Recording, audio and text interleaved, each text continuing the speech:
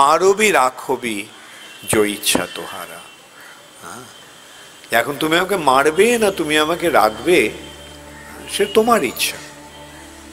এমন নয় যে যেহেতু আমি তোমার শরণ নিলাম তাই তুমি সবসময় আমাকে রক্ষা করতে হবে। যদি রক্ষা না করো তাহলে বুঝবো তুমি নেই। অনেক সময় মনে লোকেরা এইভাবে বলে যে আমার কেন হলো, ভগবান যদি থাকে তাহলে আমার কেন এরকম। প্রভুপাদকে একসময় জার্মানিতে বলা হয়েছিল যে আমরা জার্মানির লোকেরা ভগবানকে বিশ্বাস করে না, কেননা যুদ্ধে ওদের মনোভাব হচ্ছে যে ভগবান যদি থাকতো তাহলে যুদ্ধে কেন আমাদের আত্মীয় স্বজনেরা সব মারা গেল, আমাদের যুদ্ধে কেন পরাজয় হলো। যেহেতু আমাদের যুদ্ধে পরাজয় হয়েছে, যুদ্ধে যেহেতু আমাদের আত্মীয় স্বজনের মৃত্যু হয়েছে, যুদ্ধে যেহেতু আমাদের বাড়ি ঘর সমস্ত ভেঙে গেছে বোম পড়ে, সুতরাং ভগবান নেই। ভগবান থাকলে কেন এটা হতো, ভগবান কেন এটা আমার করলেন। যদি ভগবান থাকেও সেই ভগবানকে আমি মানি না, কেন যেই ভগবান এরকম করেছে আমাদের তাকে নিয়ে আমাদের কোনো দরকার নেই। প্রভুপাদ একটা সরলভাবে উত্তর প্রশ্ন করেছিলেন যে তোমরা যখন যুদ্ধটা শুরু করেছিলে তখন কি ভগবানের সঙ্গে আলোচনা করে করেছিলে? যুদ্ধটা তোমরা শুরু করলে নিজেদের ইচ্ছায়, আর যুদ্ধে যে ক্ষতিটা হলো সেই দোষটা ভগবানের।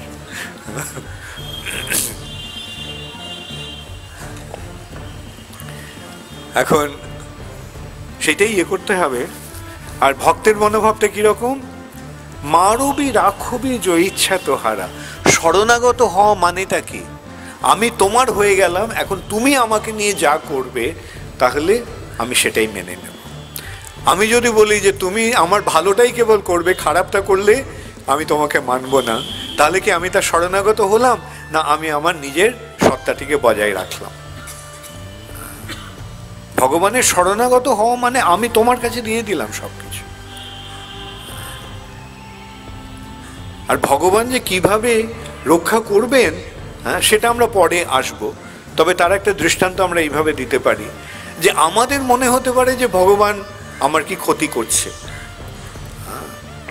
কিন্তু ঠিক আছে ভগবান আমার কি ক্ষতি করলো, কিন্তু চরমে আমরা দেখতে পাবো যে ভগবান কিভাবে আমাদের সর্ব অবস্থাতে রক্ষা করছে।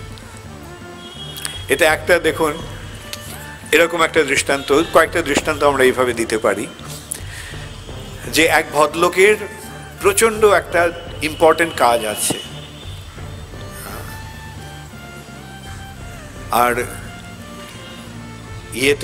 এয়ারপোর্টে গেছেন, ওকে যেতে হবে দিল্লিতে কলকাতা থেকে, প্রচন্ড জরুরি কাজ। আর গিয়ে এয়ারপোর্টে যখন গেলেন, গিয়ে দেখলেন যে ফুল হয়ে গেছে, ফ্লাইট ফুল। ও বলল আমার তো টিকিট বুকিং ছিল, আপনি কেন ইয়েটা দিলেন? যে কাউন্টার থেকে ওরা বলল যে আপনার 1 ঘন্টার মধ্যে আপনি আসেননি, তাই জন্য আপনার ক্যান্সেল হয়ে গেছে টিকিট। ভদ্রলোক রাগারাগি করে ঝগড়াঝাটি শুরু করলেন, আর সব চরমে গিয়ে তিনি ভগবানকে দোষটা দিলেন যে আমার এত বড় একটা কাজ, এত বড় একটা জরুরি কাজ, আর ভগবান এরকম ভাবে আমাকে ফ্লাইটটা মিস করিয়ে দিল। ভদ্রলোকের খুব মন খারাপ, রাগ হয়েছে প্রচন্ড। তো কিছুক্ষণ পরে তিনি খবর পেলেন যে ফ্লাইটটা ক্র্যাশ করেছে।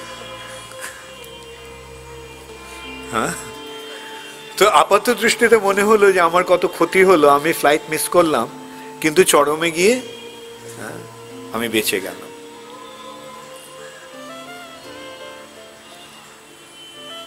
আরেকটা দৃষ্টান্ত এইভাবে দেওয়া যায়, বা এইভাবে দেওয়া হয়েছে যে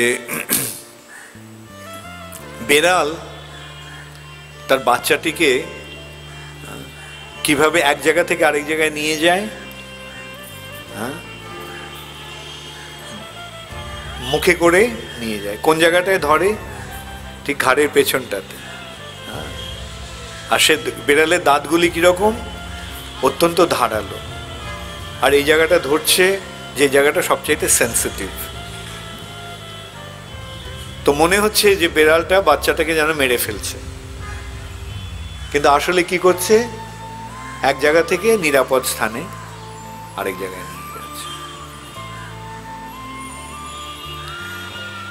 তো এইভাবে আপাত দৃষ্টিতে মনে হতে পারে যে ভগবান আমি ভগবানের শরণ নিলাম আর ভগবান আমার ক্ষতি করল, কিন্তু প্রকৃতপক্ষে চরমে আমরা দেখতে পাবো যে সেটা ক্ষতি নয়, ভগবানের শরণাগতির ফলে আমাদের পরম লাভ হচ্ছে। ভগবানই আমাদের চরম মঙ্গল সাধন করে আমাদেরকে নিরাপদ স্থানে নিয়ে যাচ্ছে।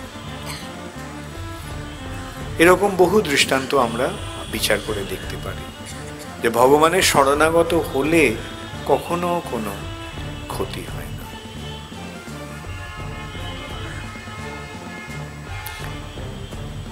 বরং মারবি রাখবি জয়িচ্ছা তোহারা, নিত্য দাস প্রতি তুয়া অধিকার।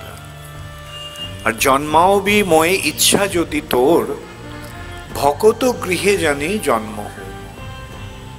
আমার একমাত্র কাম্য হচ্ছে ভক্তের সঙ্গে যেন, ভক্ত সঙ্গ থেকে যেন আমি কখনো বঞ্চিত না হই। ভকত গৃহে জনি জন্ম হোক। কীট জনম হৌ যথা তুয়া দাস, বহির্মুখ ব্রহ্ম জন্মে নাহি আস। কীট জনম হৌ যথা তুয়া দাস, কেন সেই ভগবানের দাস বা ভগবানের ভক্তের সঙ্গ লাভ হলে কি হবে? হরিকথার শ্রবণ হবে, ভগবানের সঙ্গে সম্পর্ক অক্ষুণ্ণ থাকবে। অনেক সময় দেখা গেছে যে আপাত দৃষ্টিতে মনে হয়েছে যেন অধঃপতন হলো। যেমন জড় ভরত, মহারাজ ভরত, তিনি সারা পৃথিবীর রাজা ছিলেন। তিনি একসময় তার রাজপদ, রাজ সিংহাসন, রাজপ্রাসাদ ত্যাগ করে তিনি বনে চলে গেলেন। সেখানে গিয়ে ভগবানের চিন্তায় তিনি ভগবানের ধ্যানে মগ্ন হয়ে আছেন। এক সময় একটা হরিণ শাবককে, মৃত মা মারা গেছে, সেই হরিণ শাবকটা জলে ভেসে যাচ্ছিল। সেই বাচ্চা হরিণ শিশুটিকে ভরত মহারাজ রক্ষা করলেন। আর সেই হরিণ শিশুটির প্রতি তিনি এত আসক্ত হয়ে গেলেন যে ভগবানের কথা আর তার মনেই রইল না। সে হরিণ শিশুটিকে নিয়েই তিনি মেতে রইলেন। কোথায় হরিণটা গেল, কোনো ক্ষতি হলো কি না, একটু কোথাও দূরে চলে গেলেই ভাবত কোনো হিংস্র প্রাণী, হিংস্র পশু এসে ওর কোনো অনিষ্ট করলো কি না, মেরে ফেললো কি না। তো এইভাবে সারাক্ষণ সেই হরিণ শিশু চিন্তায় থেকে মৃত্যুবরণ করার ফলে ভরত মহারাজ পরবর্তী জীবনে হরিণ জন্ম প্রাপ্ত হল। একটা হরিণ রূপে তার জন্ম হল। কিন্তু যদিও হরিণ রূপে জন্ম হলো, তবুও তিনি জাতি স্মর ছিলেন। তার পূর্বজন্মের সমস্ত কথাগুলি তার মনে ছিল। তাই এই জন্মে হরিণ জন্ম পাওয়া সত্ত্বেও এই জন্মে আর যাতে কোনো রকম বন্ধন বা আসক্তি না আসে, সেই জন্য তিনি কি করলেন?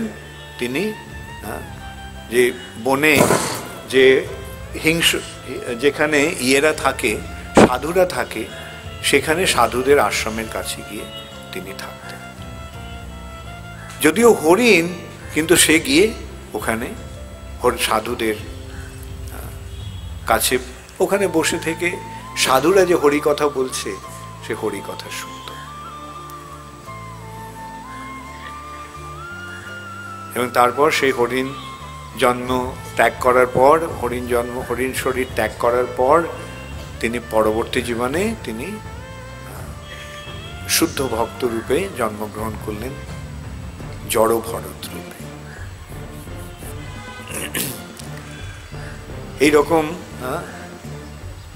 বহু দৃষ্টান্ত পাওয়া যায় যে যারা প্রকৃত ভক্তির পথে থাকতে চান তারা কেবল ভক্ত সঙ্গ থেকেই লাভ করতে চান। কীট জনম হৌ যথা তুয়া দাস, বহির্মুখ ব্রহ্ম জন্মে নাই আস। জন্মাও বিময়ে ইচ্ছা যদি তোর, ভগত গৃহে জনি জন্ম।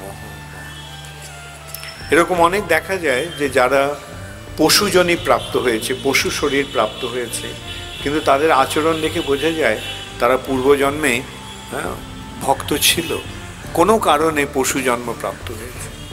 আমার এক মনে আছে, আমরা বৃন্দাবনে একাদশীর দিন পরিক্রমা করতাম, বৃন্দাবন পরিক্রমা করতাম, এবং যখনই আমরা পরিক্রমায় যেতাম একটা কুকুর আমাদের ঠিক দরজার সামনে দাঁড়িয়ে থাকত। আর যখন আমরা পরিক্রমা শুরু করতাম ও আমাদের সঙ্গে পরিক্রমা করত। যদিও একটা কুকুর আমাদের সঙ্গে সঙ্গে থেকে পরিক্রমা করে তারপর পরিক্রমার পরে আবার চলে যেত। তাহলে সে কি কুকুর? তার আত্মাটি অতি উন্নত স্তরের আত্মা, কোনো কারণে একটা কুকুরের শরীর প্রাপ্ত হয়েছে। বলা হয় বৃন্দাবনে যদি কেউ অপরাধ করে, অন্যায় আচরণ করে, তাহলে তারা পশুজনি প্রাপ্ত হয়, কুকুরের জনি প্রাপ্ত হয়, শুয়োরের জনি প্রাপ্ত হয়, কুকুর এবং শুকর জনি প্রাপ্ত হয়। বৃন্দাবনে অনেক বাঁদরের শরীর প্রাপ্ত হয়। বৃন্দাবনে অনেক বাঁদর আছে, সে বাঁদরগুলি অনেকেই বুঝতে হবে যে তারা পূর্বজন্মে তারা ভক্ত ছিল, এবং প্রভুপাদ বলেছিলেন এই জন্মের পরে তারা তারা ভগবত ধামে ফিরে যাবে। কোনো কারণবশত তারা এই পশুজনি প্রাপ্ত হয়েছে। অতএব আমরা সব সময় আমাদের মনে রাখতে হবে যে ভক্ত সঙ্গটি হচ্ছে অত্যন্ত গুরুত্বপূর্ণ।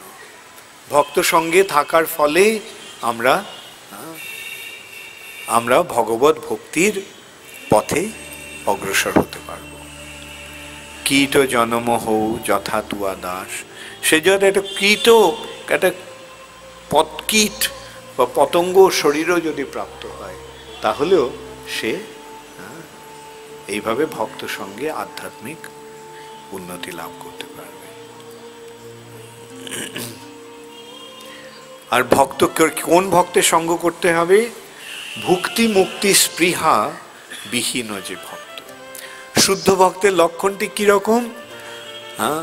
শুদ্ধ ভক্তের লক্ষণ হচ্ছে তিনি ভুক্তি মানে ভোগ, কর্মের ফলে ভোগ, আর জ্ঞান, কর্ম এবং জ্ঞান। কর্মের ফল ভোগ আর জ্ঞানের ফল মুক্তি, ভুক্তি মুক্তি। এখন জ্ঞান ও কর্মাদ অনাবৃতম। শুদ্ধ ভক্ত কি? শুদ্ধ ভক্তের লক্ষণ হচ্ছে তিনি জ্ঞান এবং কর্মের আবরণ থেকে মুক্ত। অনাসক্ত বিষয়ান যথার্হম উপযুঞ্জত। নির্বন্ধ কৃষ্ণ সম্বন্ধে, না আমি ভুল বললাম এই শ্লোকটা, অন্নাভিলাষিতা শূন্যম জ্ঞান কর্মাদ অনাবৃত। সমস্ত অভিলাষ, অন্য সমস্ত অভিলাষ শূন্য। তিনি জড়জগৎকে ভোগ করতেও চান না, যেটা কর্মীরা করেন, আর জ্ঞানীরা যারা জড়জগতের বন্ধন থেকে মুক্ত হতে চান, এই জ্ঞান এবং কর্মের আবরণ থেকে তিনি সম্পূর্ণ মুক্ত। তিনি হচ্ছেন শুদ্ধ ভক্ত। তার অন্নাভিলাষিতা শূন্যম জ্ঞান কর্মাদ অনাবৃতম আনুকূল্যেন কৃষ্ণানুশীলনম ভক্তির উত্তমা। উত্তম ভক্তির লক্ষণ হচ্ছে সেটি, আনুকূল্যস্য কৃষ্ণানুশীলনম। কৃষ্ণের অনুশীলন, কৃষ্ণ ভক্তির অনুশীলনই যার একমাত্র কাম্য। তিনি জড়জগৎকে ভোগ করতে চান না, তিনি জড়জগতের বন্ধন থেকে মুক্তও হতে চান না। সে কথাটি ভক্তিবিনোদ এখানে ভক্তিবিনোদ ঠাকুর বলছেন যে মুক্তি মুক্তি স্পৃহা বিহীন যে ভক্ত লভ ইতে তাকো সঙ্গ অনুরক্ত। তার সঙ্গ লাভ করতে আমি আকাঙ্ক্ষী, তার সঙ্গ লাভের অনুগামী, অনুরাগী। জনক ও জননী দ্বৈত তনয়, তুমি আমার সব কিছু। জনক জননী দ্বৈত তনয়, প্রভু গুরু পতি তুহু সর্বময়। ভকতি বিনোদ কহে শুনো কান, রাধা নাথ তুহু হামারো পরাণ। হে রাধানাথ কৃষ্ণ, তুমি আমার প্রাণ সর্বস্ব।